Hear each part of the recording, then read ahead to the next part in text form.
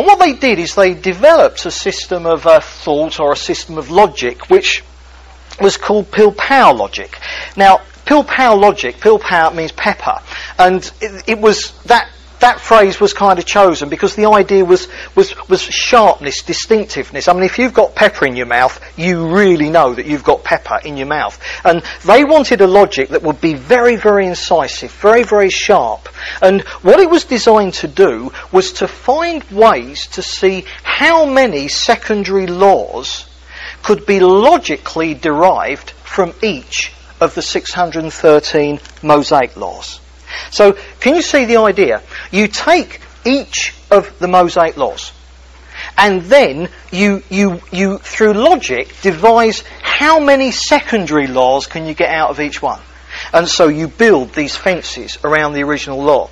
So you might end up breaking these fence or these hedge laws, but hopefully they've brought you up short so that you don't actually break the law of Moses itself. And that's what the whole thing was designed to do.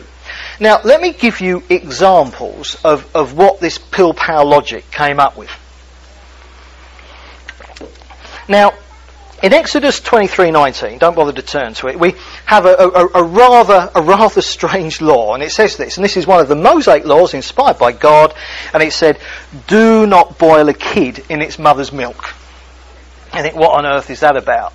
Now, the thing is that when Israel was going into the promised land, I mean, obviously the Canaanites were there, all these pagan nations, who were up to their eyeballs with occultism and Satanism and stuff like this. Idolatry of the worst, kind. And a lot of the laws of Moses, not all of them, but a whole section of the laws of Moses were actually there to make sure that Israel didn't even end up doing something that even looked like something the Canaanites were doing. And there was a Canaanitish ritual, a fertility rite, that was all to do, you boiled a kid in its mother's milk and then you sprinkled it over the fields. And this brought the blessing of the gods on your harvest.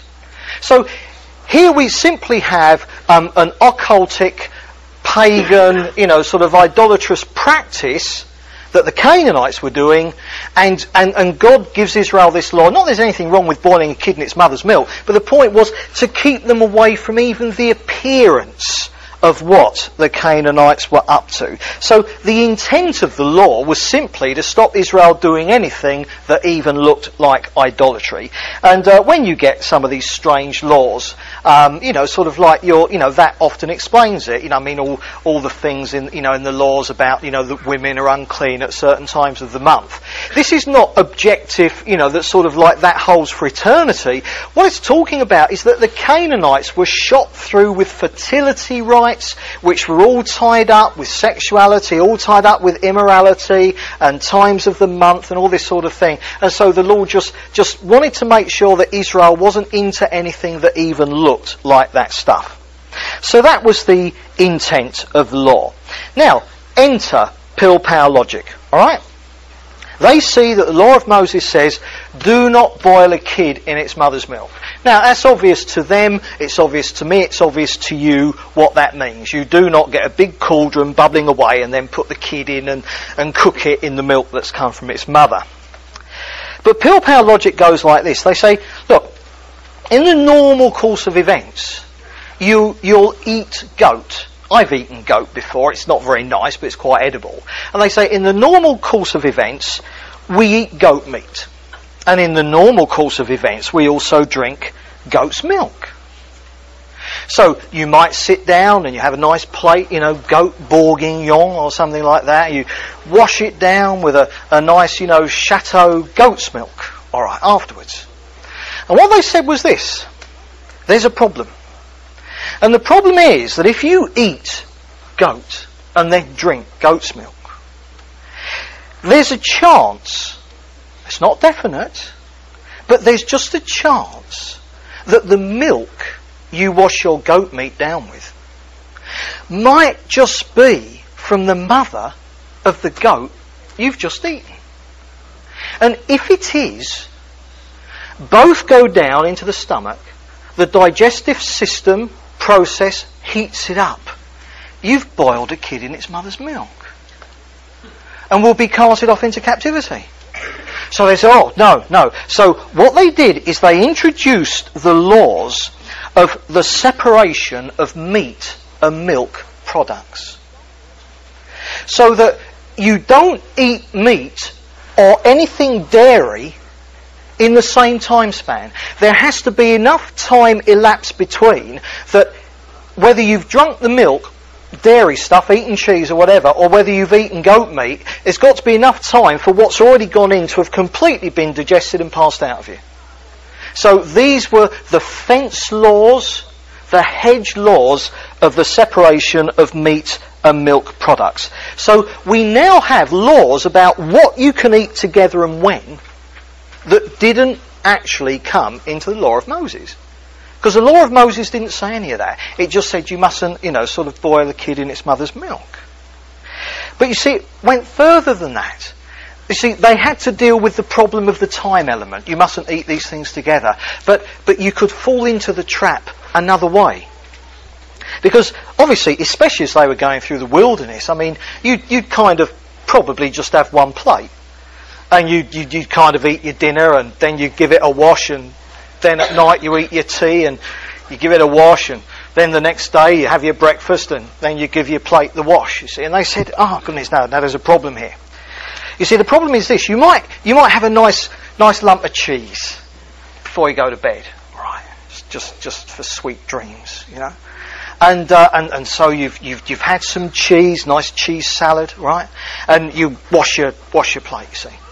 But then the next day for dinner, you might decide to have goat curry or something like that.